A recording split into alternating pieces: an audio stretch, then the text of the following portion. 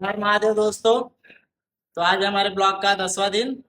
Finally आज 10 दिन complete हो गया हमारे ब्लॉग को चालू किए हुए। तो आप लोग ऐसे ही प्यार बनाए रहे, ढेर सारा कमेंट करें, शेयर करें हमारे वीडियो को। तो आज हमारे ब्लॉग पे ट्रेन करेंगे बाइक का वर्कआउट।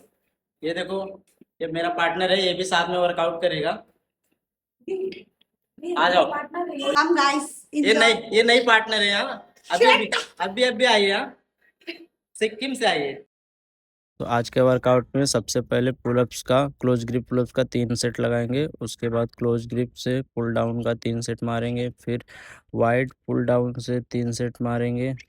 उसके बाद वन आर्म का 3 सेट लगाएंगे, जो कि हाई हाई रेपिटेशन मारेंगे।